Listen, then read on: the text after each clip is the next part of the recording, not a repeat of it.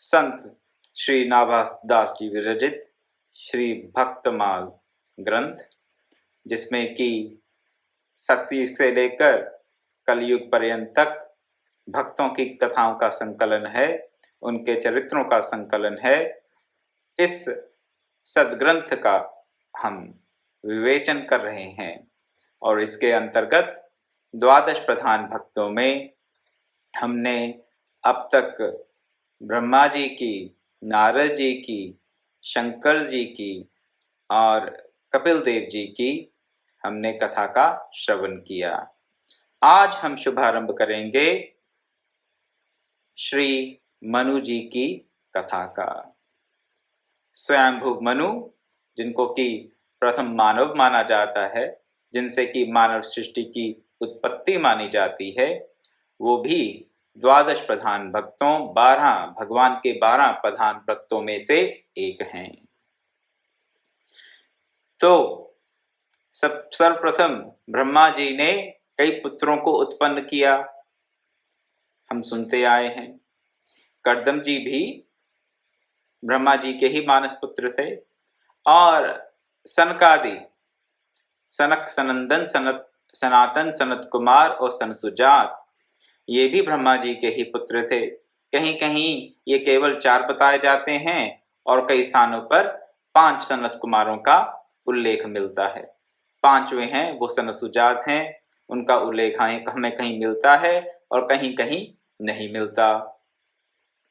ब्रह्मा जी ने इन सनत कुमारों को उत्पन्न किया किस दृष्टि से? इस दृष्टि से कि सृष्टि का विस्तार हो, ये विवाह सूत्र में बंधे और संतान उत्पत्ति के द्वारा ये आगे सृष्टि का विस्तार करें। परंतु सनत कुमार तो परम विरक्त हैं, पूर्ण प्रज्ञ हैं, ब्रह्मज्ञानी हैं और विरक्ति के भाव के साथ ब्रह्म में ही विचरण करने वाले हैं। इसलिए उन्होंने अपने पिता की आज्ञा को अस्वीकार कर दिया और केवल आत्म तृप्ति को प्राप्त करते हुए स्वच्छंद विचरण करने का उन्होंने निर्णय लिया। गृहस्थाश्रम में उन्होंने प्रवेश नहीं किया।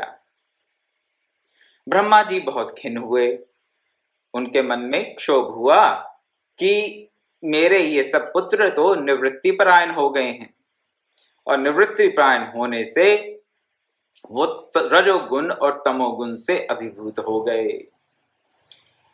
मैंने पहले भी इस बात का उल्लेख किया है कि ब्रह्मा जी तो रजोगुण के ही प्रतीक हैं, रजोगुण में ही सृष्टि होती है और ब्रह्मा जी रजोगुण के प्रतीक होने के नाते ही सृष्टि के कार्य में अपने आप को अनुरक्त कर पाते हैं। और एक रजोगुणी जो पिता है या माता है, उनकी यही इच्छा रहती है कि उनका जो संतति है, उनकी जो संतान है, वो परिवार को आगे और बढ़ाए।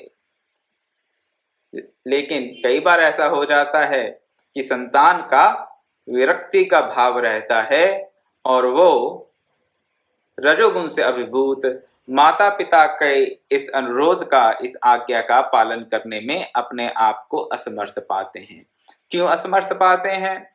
क्योंकि उनकी जो बुद्धि है वो सतोगुणी होती है और जो सतोगुणी बुद्धि वाला व्यक्ति है वही निवृत्ति परायण हो सकता है। रजोगुणी बुद्धि वाला व्यक्ति निवृत्ति परायण नहीं हो सकता और सतोगुणी व्यक्ति कभी प्रवृत्ति परायण नहीं हो सकता, असंभव सा है।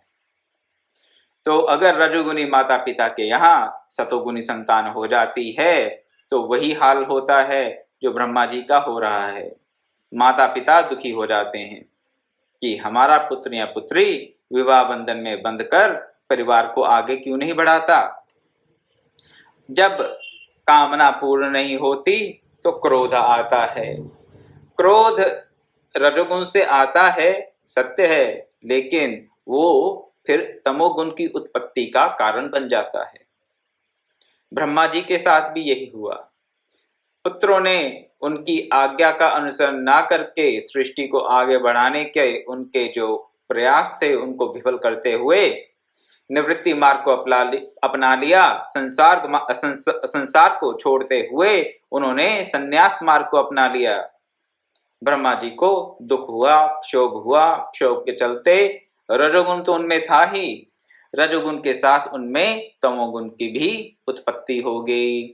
दुख जो है, विषाद है, वो तमोगुण ले आता है धीरे धीरे अपने साथ। एक बार जब ये स्थिति हो गई ब्रह्मा जी की कि रजोगुण के साथ साथ उनमें तमोगुण भी आ गया, तब उन्होंने क्या किया, ब्रह्मा के दाहिने अंग से स्वयंभू मनु की और बाएं भाग से शतरूपा की उत्पत्ति हुई। दाएं भाग से मनु की और बाएं भाग से शतरूपा की उत्पत्ति हुई। कब हुई? तब नहीं हुई जब ब्रह्मा रजोगुणी थे केवल। जब ब्रह्मा जी को रजोगुण के साथ साथ तमोगुण ने भी घेर लिया, तब पहले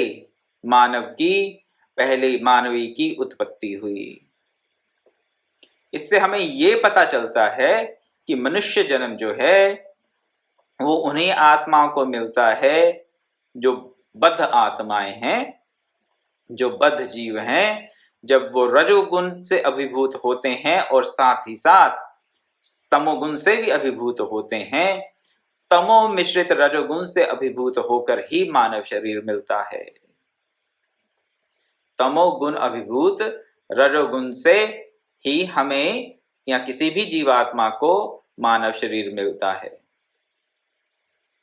तो जब ये मानव शरीर मिला तो हमारी स्थिति रजोगुनी है, रजोगुनी के साथ कुछ मात्रा में तमोगुनी भी है। अगर तो शुद्ध सतोगुनी स्थिति होती तो भी मानव शरीर ना मिलता, तब तो और उच्च योनियों को प्राप्त होते या मुक्ति का मार्ग अपना लिए होते। और अगर तमोगुण की अधिकता होती और रजोगुण का कमी रहती थोड़ी, रजोगुण अगर नगण्य होता तो हम कौन सी योनियों को प्राप्त होते? मानव योनि को प्राप्त ना होते। हम होते ये कीट पतंगे, मनुष्य से जो इतर योनियां हैं, जिनको कि हम मनुष्य से निकृष्ट जो योनियां मानते हैं, जिनको कि हम अंधकार में योनियां मानते हैं, जहां पर ज्ञान का प्रकाश कभी भी संभव नहीं है, उन योनियों में जीवात्मा की गति होती। तो इन पुरानी कथाओं में हमें गुणों की त्रिगुणमयी माया की त्रिगुणमयी प्रकृति का विलास देखने को मिलता है। इनके रचयिता ने, व्यासदेव ने हमें बताया है कि किस प्रकार के गुण को ग्रहण करके हम किस प्रकार की गति को प्राप्त करते हैं या कर सकते हैं। अगर केवल सतोगुणी होंगे तो निवृत्ति परायण होंगे, अगर रजोगुणी होंगे तो ब्रह्मा जी की तरह सृष्टि का विस्तार करने का प्रयास करेंगे, और अगर रजोगुण के साथ साथ हमें थोड़ा तमोगुण भी होगा तो हमें मानव शरीर मिलेगा। यहां पर एक बात और बता देना चाहता हूं कि स्पष्ट शब्दों में इसका वर्णन मिलता है हमें कि ब्रह्मा के दाहिने अंग से मनु की और बाएं भाग से शतरूपा की उत्पत्ति हुई। दाएं से मनु की और बाएं भाग से शतरूपा की। अगर इसको सुनकर भी, इसको समझकर भी हम लोग ये सोचते रहें या ऐसी धारणाएं बना लें कि पुरुष स्त्रियों से उत्तम हैं, तो ये तो निरी मूर्खता होगी और कुछ नहीं। हाँ, ऐसा कई बार हमें देखने को मिल जाता है अपने यहाँ सनातन धर्म की परंपराओं में भी। सनातन धर्म से जो इतर परंपराएं हैं वहां पर तो ये स्पष्ट रूप से मिलता है हमें पढ़ने को कि आदम और हव्वा, एडम और ईव, पहले एडम आए, उसके बाद एडम ने अपने आप को अकेला महसूस किया तो उनकी ये पसली की हड्डी से क्या निकली? एक हव्वा, पहली औरत का, पहली स्त्री का वहां पर उद्भव ऐसे बताया गया। वहां पर समानता का कोई हमें दर्शन नहीं होता। किसकी बात कर रहा हूं? ये बाइबल की बात कर रहा हूँ। ये हाँ, कुरान में भी ऐसी कथा आती है, क्योंकि कुरान की कई कथाएं, कई वृत्तांत सीधे सीधे बाइबल से लिए गए हैं। तो वहां पर पुरुष और स्त्री की समानता का कोई वर्णन हमें नहीं मिलता। आपको जानकर ये शायद आश्चर्य हो सकता ना हो कि 8वीं सदी तक कैथोलिक चर्च इस बात के लिए अपना मन नहीं बना पा रहे थे, निर्णय नहीं कर पा रहे थे कि स्त्री में आत्मा होती भी है या नहीं। स्त्री में आत्मा होती है या नहीं, इसका निर्णय 8वीं शताब्दी तक कैथोलिक चर्च नहीं कर पाया। तत्पश्चात उन्होंने ये निर्णय किया कि हाँ, जैसे पुरुष में आत्मा है वैसे ही स्त्री में है। तो ये प्रश्न उनको क्यों, इस प्रश्न का उनको अनुसंधान करना पड़ा? क्योंकि बाइबल में लिखा है कि स्त्री की उत्पत्ति आदम के, हव्वा की उत्पत्ति आदम की एक हड्डी से हुई। लेकिन यहां पर क्या लिखा है, हमारे धर्म ग्रंथों में क्या लिखा है कि ब्रह्मा जी के आधे भाग से हुई उत्पत्ति मनु की और आधे भाग से उत्पत्ति हुई शतरूपा की। परंतु फिर भी हम इस बात को मानने को तैयार नहीं है। हमारे यहाँ भी बहुत बहुत महानुभाव बैठे हैं। एक दो वृत्तांत आपके सामने रखूंगा। एक दो वृत्तांत तो मेरे अपने जीवन के हैं और एक वृत्तांत मैंने अपने गुरुदेव से भी सुना है। गुरुदेव एक बार गंगा के किसी क्षेत्र में आरती हो रही थी गंगा जी की, तो वहां पर गुरुजी अपने शिष्य शिष्याओं के साथ आरती कर रहे थे। तो बोले ओम जय जगदीश हरे। आरती करना आरंभ ही किए थे कि एक महात्मा आए, वहां पर ऊंचा ऊंचा बोलने लगे, स्त्रियां ओम क्यों बोल रही हैं? स्त्रियों को ओम बोलने का अधिकार नहीं है। पुरुष बोले ओम जय जगदीश हरे और स्त्रियां बोले श्री जय जगदीश हरे। तो गुरुदेव ने उनसे पूछा कि ये कहाँ का सिद्धांत है कि स्त्रियां ओम नहीं बोलेंगी, वो श्री बोलेंगी और पुरुष ओम बोलेंगे? ये सब कहाँ से आपने, कहाँ का सिद्धांत है बताइए? बोले नहीं, ये वेद विरुद्ध है, स्त्रियों का ओम का उच्चारण करना वेद विरुद्ध है। गुरुदेव ने कहा मैंने तो सब वेदों का अध्ययन किया है, मुझे तो कहीं ये दिखा नहीं। किसी भी वेद के मंत्र का ये अर्थ किसी भी प्रकार से संभव नहीं कि स्त्रियों को ओम के उच्चारण नहीं करना चाहिए या ओम के उच्चारण का अधिकार नहीं है। तो फिर वो भड़क के और बोले नहीं, हमारे गुरुदेव ने हमें बताया है कि स्त्रियां ओम का उच्चारण नहीं कर सकती। गुरुदेव ने फिर इतनी बात कही कि देखिए, हम आपके गुरुदेव का आदर करते हैं, परंतु इसका ये अर्थ नहीं कि वो जो बात कहें वो हमें स्वीकार्य हो। जो बात धर्म विरुद्ध है, जो बात तर्क संगत नहीं है, उसको हम स्वीकार नहीं कर सकते, चाहे कितने से कितना बड़ा महापुरुष ही उस बात को क्यों ना कहा हो। तो हम आपके गुरुदेव का आदर करते हैं, परंतु आप यहाँ से चले जाइए और हमें आरती करने दीजिए। तत्पश्चात गुरुदेव ने अपने शिष्य और शिष्याओं के साथ गंगा जी की आरती की। ये एक वृत्तांत है। कहाँ का? ये मैं किसी विदेशी धर्म की बात नहीं कर रहा, ये हमारे तथाकथित सनातन धर्म को मानने वाले, इन्हीं सदग्रंथों को पढ़ने वाले, जिनको हम पढ़ रहे हैं और देख रहे हैं कि कैसे यहाँ पर साफ शब्दों में लिखा है कि ब्रह्मा जी के दाएं अंग से मनु और बाएं अंग से शतरूपा की उत्पत्ति हुई। ये एक बात। एक वृत्तांत आपके सामने और रखता हूं, वो मेरे ही अपने जीवन का है और बड़ा ही मर्मस्पर्शी है। मर्मस्पर्शी इसलिए क्योंकि एक तो वो स्थान ऐसा था और वहां पर इस माता जी का मिलना वहां पर और ये प्रश्न करना और मेरा उत्तर सुन के उनके अश्रुधारा आरंभ हो जाना, ये अपने आप में कोई दिव्य, कोई हमारा वहां पर संबंध था। ये भगवान की, गुरुदेव की अनुकंपा से ऐसी चर्चा उस दिव्य स्थान पर हुई। गंगोत्री से आगे गौमुख और गौमुख से भी ऊपर तपोवन करके एक स्थान है। और गुरुदेव की अनुकंपा से, प्रभु की अनुकंपा से मुझे वहाँ एक बार जाने का सौभाग्य प्राप्त हुआ और कुछ दिन वहाँ मैं रुका भी, तपोवन में रुका। ये स्थान गंगोत्री के ग्लेशियर को पार करके, गंगोत्री तो उद्गम स्थान है गंगा जी का, जहाँ से सारा हिम पिघलकर गंगा जी की धारा के रूप में निकलता है, जिसको कि गोमुख कहा जाता है। गोमुख के आगे गंगोत्री ग्लेशियर है और उस ग्लेशियर को पार करके काफी सीधी तीखी चढ़ाई चढ़ के एक स्थान आता है, समतल स्थान है लेकिन बहुत ऊंचा है, 4500 मीटर की ऊंचाई पर है। उसका नाम है तपोवन। उस तपोवन में केवल कुछ ही महात्मा रहते हैं। जब मैं गया तो केवल 2 महात्मा थे और उनमें से एक महात्मा तो मुझे साथ ले गए और दूसरे महात्मा के यहाँ मैं कुछ दिन रुका। एक बार की बात है, उन्हीं एक दिन में से क्या हुआ, थोड़ी धूप निकली। धूप कम निकलती है वहां पर, बादल बहुत जल्दी आते हैं, मौसम बहुत जल्दी बदल जाता है। थोड़ी धूप निकली, मैं और एक और अभ्यागत महात्मा, हम वहां पर हमने निश्चय किया कि थोड़ी देर बाहर बैठ लेते हैं। हवाएं तो चल रही थी लेकिन फिर भी अपने आप को अच्छे प्रकार से लपेट कर बाहर बैठे। बाहर बैठे तो वहां पर कुछ श्रद्धालुओं का आना शुरू हुआ।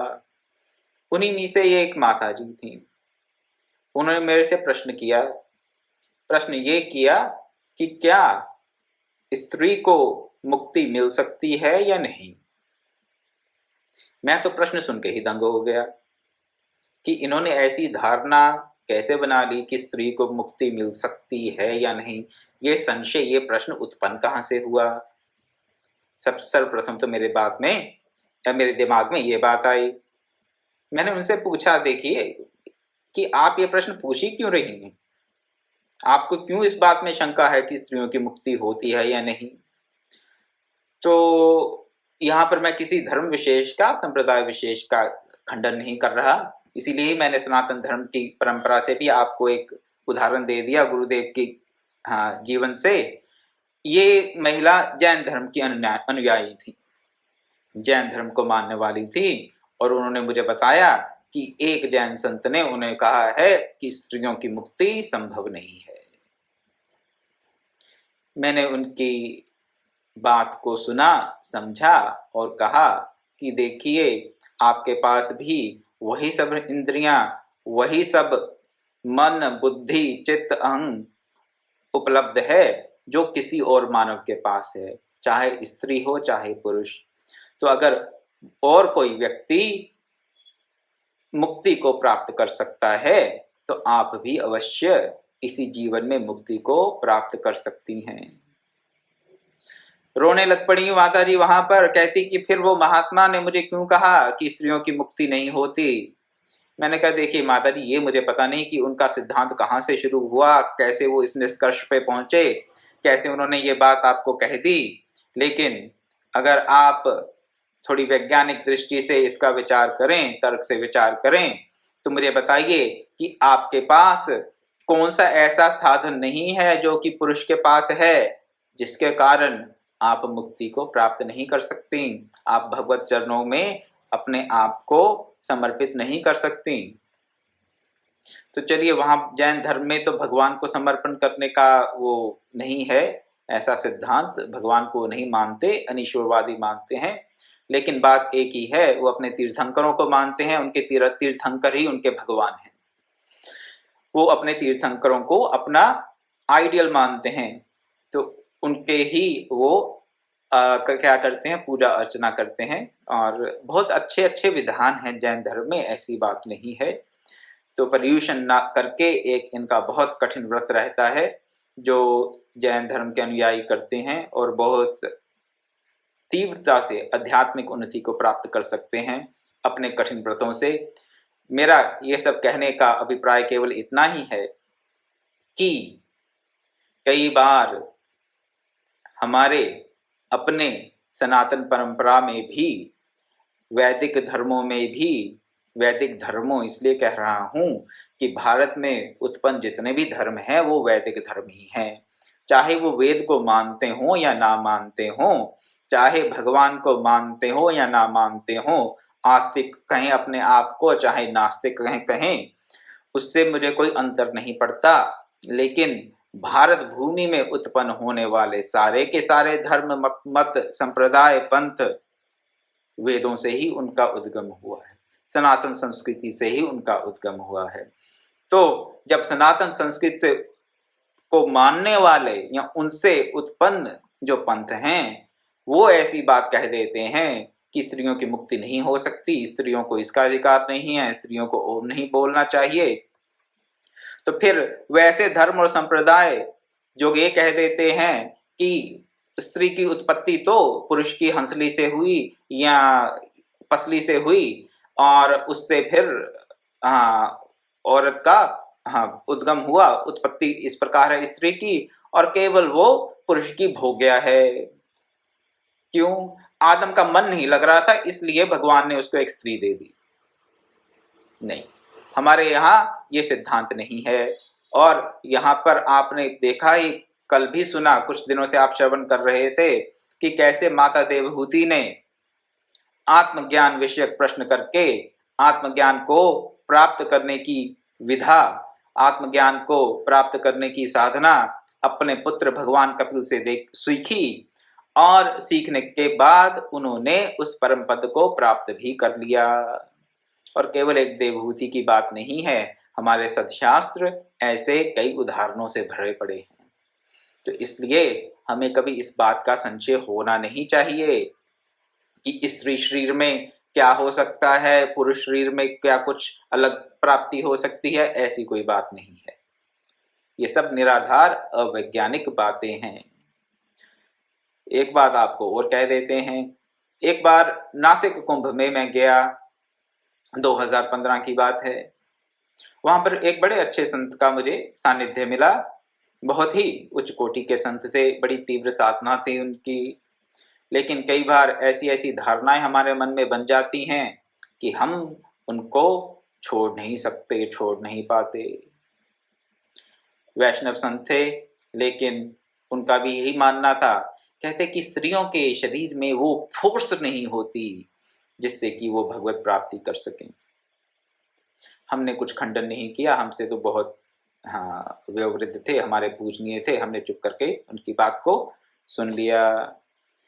तो ऐसी ऐसी धारणाएं हमारे मन में बैठ जाती हैं, बैठी हुई हैं, जो कि तत्व ज्ञान में, समत्व बुद्धि में भयंकर बाधा उत्पन्न कर देती हैं, भयंकर बाधा उत्पन्न कर देती हैं।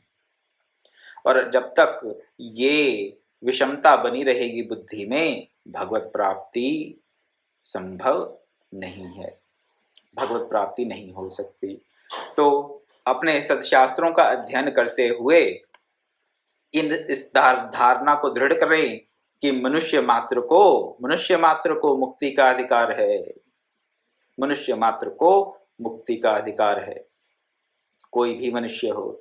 इसलिए हमने गुरुदेव से जो सीखा, यही सीखा कि जिज्ञासु कोई भी हो, किसी भी वर्ण का हो, किसी भी धर्म का हो, किसी भी देश का हो, आस्तिक हो नास्तिक हो, किसी प्रकार का हमारे मन में भेदभाव नहीं आना चाहिए। हाँ, साधन की बात करेंगे, कोई तत्व ज्ञान की बात करेंगे, तो सामने बैठे व्यक्ति को उसकी मनस्थिति देखकर ही करेंगे। हम समदर्शी तो हो सकते हैं, समवर्ती नहीं हो सकते, लेकिन समदर्शिता में कभी भी किसी भी प्रकार की न्यूनता अधिकता ना आए। तो मानव जीवन मिला, कैसे मिला? जब रजोगुण में तमोगुण मिल गया तो जीव आत्मा को मानव शरीर प्राप्त होता है। और ब्रह्मा जी जब तमोगुण से अभिभूत हो गए, रजोगुण तो है ही उनमें और तमोगुण भी उनमें समाविष्ट हो गया, तो उनके दाहिने अंग से मनु की और बाएं भाग से शतरूपा की उत्पत्ति हुई। अब उत्पत्ति हो गई तो उन्होंने तपस्या की, मनु शतरूपा जी ने तपस्या की। किसकी तपस्या की? आद्या शक्ति की तपस्या की। क्यों तपस्या की? तपस्या की अपने सृष्टि के विस्तार की। सृष्टि के विस्तार के लिए तप आवश्यक है।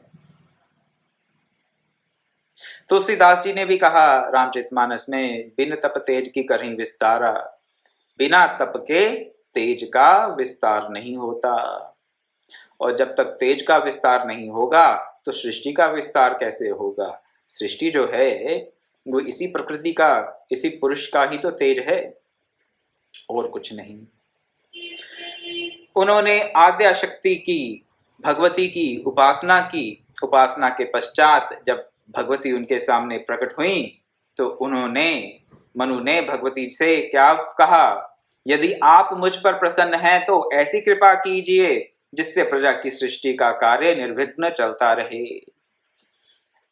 प्रथम मानव मनु, इतने तपस्वी मनु, और उनके लिखे हुए ग्रंथ मनुस्मृति को हम आजकल गालियां पढ़ते हुए सुनते हैं, मनुवादी इत्यादि इत्यादि। जब ऐसी बातें आती हैं तो एक नीति शास्त्र का एक श्लोक याद आ जाता है जो आपके सामने रखता हूं। यस्य नास्ति स्वयं प्रज्ञा शास्त्रम तस्य करोति किम, लोचनाभ्याम विहीनस्य दर्पणम किम करिष्यति। जिसकी अपनी प्रज्ञा नहीं है उसके लिए शास्त्र क्या करेगा? उसके लिए क्या उदाहरण देते हैं? जैसे कि जिसके अपने नेत्र नहीं हैं, जो नेत्रहीन है, जो अंधा है, उसके लिए दर्पण क्या काम करेगा? लोचनाभ्याम विहीनस्य दर्पणम किम करिष्यसि। तो जिस प्रकार एक नेत्रहीन व्यक्ति के लिए दर्पण का कोई प्रयोजन नहीं है, उसी प्रकार जिसकी अपनी प्रज्ञा नहीं है उसके लिए शास्त्र का कोई प्रयोजन नहीं है। शास्त्र उसके किसी भी कार्य की सिद्धि में सहायक नहीं हो सकता। प्रज्ञा मिले कैसे? प्रज्ञा मिलेगी तप से, प्रज्ञा मिलेगी सत्संग से, प्रज्ञा मिलेगी गुरु के आशीर्वाद से, प्रज्ञा मिलेगी जप से, त्याग से, वैराग्य से, प्रज्ञा मिलेगी अपने मन को स्थित करने से। स्थिर बुद्धि होगी तो ही प्रज्ञा का उदय होगा। लेकिन आजकल ये बातें तो ओल्ड फैशन्ड हैं। ये बातें सुनकर तो ठीक है, ये तो साधु महात्माओं की बातें हैं, हम तो भी बड़े पढ़े लिखे हैं, फला फला यूनिवर्सिटी से हमने डिग्री ले रखी है, हमने तो फेमिनिज्म भी पढ़ा है और ये भी पढ़ा है, सोशल थ्योरी भी पढ़ी है, हाँ ये भांति भांति के वाद विवाद पढ़े हैं, तो हम तो मनुस्मृति को जानते हैं अच्छे से, हमने उसकी ट्रांसलेशन भी पढ़ी है। वो ट्रांसलेशन करने वाला कौन था, अनुवाद करने वाला कौन था, उसकी क्या कितनी अपनी प्रज्ञा थी, उससे कोई मतलब नहीं।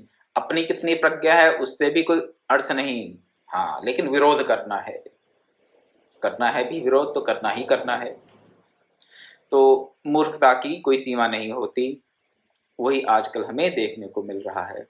इसलिए अपने शास्त्रों के बारे में किसी भी प्रकार का कोई संशय हो, किसी भी प्रकार का संशय हो, गीता को लेकर, रामायण को लेकर, हनुमान चालीसा को लेकर, मनुस्मृति को लेकर, तो किसी ऐसे व्यक्ति के शरण में जाएं जिसकी अपनी प्रज्ञा हो, जो आपको अपनी बात को आपको समझा सके और उस ग्रंथ के तात्पर्य को भी आपके सामने रख सके। अन्यथा वेद गडरियों के गीत और मनुस्मृति हर प्रकार के शोषण का कारण दिखाई देगी। ऐसा ही हमारे गुरुदेव के शिष्य के साथ भी हुआ। हाँ, अमेरिकन शिष्य हैं उनके, बिल, उन्होंने भी एक मनुस्मृति की प्रति दिल्ली में खरीद ली तो उन्होंने पढ़ी, उन्होंने अनुवाद पढ़ा, उसका पढ़ा तो गुरुजी के पास चले गए बड़े भभक कर गुस्से से कि गुरुजी आप तो मनुस्मृति के बारे में बहुत ऐसी ऐसी बातें करते हैं और इसमें क्या लिखा है। गुरुदेव ने पूछा कि तुमने कौन सी मनुस्मृति पढ़ी है? उन्होंने बताया ये प्रति है, ये अनुवादक हैं। गुरुदेव ने कहा तो बस फिर ठीक है, अब जो पढ़ोगे वैसा ही मन में आएगा। गुरुदेव ने फिर उनको जो भी उनके संशय थे दूर किए। उनके बाद उनको ये समझ आई कि जो इसका अनुवाद किया गया है वो अर्थ नहीं, वो तो अनर्थ है, भयंकर अनर्थ है। तो इसलिए अगर अपनी प्रज्ञा ना हो तो शास्त्र किसी प्रकार का प्रयोजन सिद्ध नहीं करता, उल्टा अनर्थ का ही कारण बनता है। इसलिए अपने किसी भी शास्त्र के बारे में हमें कोई भी शंका हो तो केवल मनगढ़ंत बातें सुनकर मानकर उन वैसी धारणा बनाकर अपने जीवन का सर्वनाश ना करें। एक और धारणा चली हुई है, ना जाने किसने शुरू की, कहाँ से शुरू हुई, लेकिन लोगों के मन में ये धारणा बैठी हुई है कि घर में महाभारत ग्रंथ को नहीं रखना चाहिए। कितनी विडंबना की बात है। कहते हैं कि हाँ, क्या प्रचलन है, कि विदंती क्या है कि घर में महाभारत रखेंगे तो घर में क्लेश रहेगा। हे भगवान, जिस महाभारत को पंचम वेद कहा गया, जिस महाभारत के लिए ये कहा गया कि जो महाभारत में नहीं है वो अन्यत्र कहीं नहीं है, जिस महाभारत में सब सदशास्त्रों का निर्णय प्रस्तुत है, जिनकी वेद में गति नहीं है, जो वेद नहीं पढ़ सकते वो महाभारत पढ़ के वेदों का संपूर्ण ज्ञान प्राप्त कर सकते हैं निसंदेह। उस महाभारत के लिए खास करके उत्तर भारत में तो ऐसा धारणा बना रखी है लोगों ने, ऐसी धारणा कि महाभारत घर में रखेंगे तो घर में कलह हो जाएगा, क्लेश हो जाएगा, महाभारत हो जाएगा। किसी से कहें तो कहेंगे नहीं, हमने तो साधु संतों ने से सुना है। जैसे कि वो महानुभाव कह रहे थे कि मेरे गुरु ने कहा है कि ओम बोलना, स्त्रियों का ओम बोलना वेद विरुद्ध है।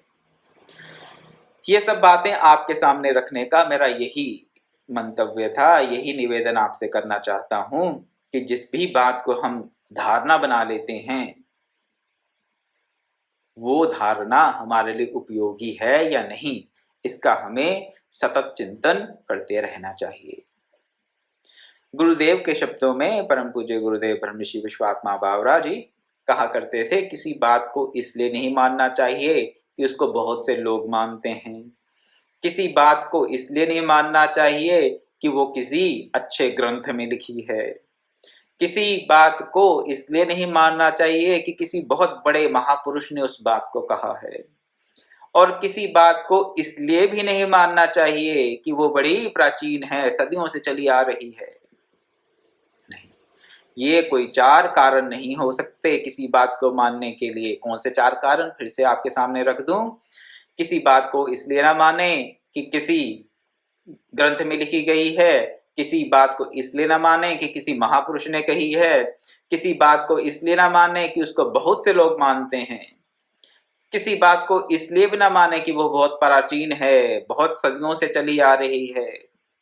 महाभारत परंपराओं के निर्वहन करने के कारण ही हुआ, परंपराओं के कारण ही महाभारत का घोर युद्ध, घोर विनाश हुआ। तो किसी बात को क्यों माने भी? गुरुदेव के शब्दों में स्पष्ट निर्देश है, किसी बात को इसीलिए माने, केवल इसलिए माने कि उसकी आपके जीवन में उपयोगिता है। इन्हीं शब्दों के साथ मैं अपनी वाणी को विराम देता हूं।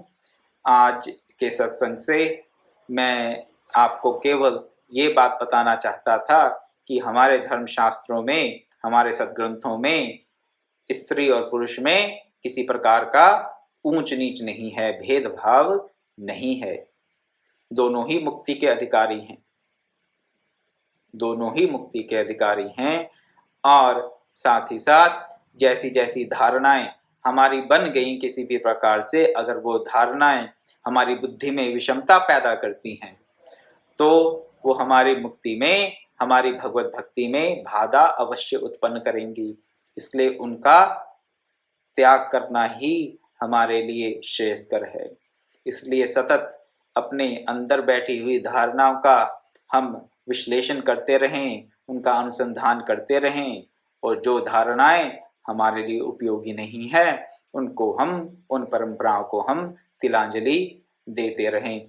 इसी में ही मानव जीवन का कल्याण निहित है। कल मिलेंगे 5:30 बजे और फिर देखेंगे कि मनु और शत्रुपा ने भगवती से आशीर्वाद प्राप्त करने के बाद क्या किया। ओम पूर्णमदः पूर्णमिदं पूर्णात् पूर्णमुदच्यते पूर्णस्य पूर्णमादाय पूर्णमेवावशिष्यते। ओम शांति शांति शांति। हरि ओम तत्सत्।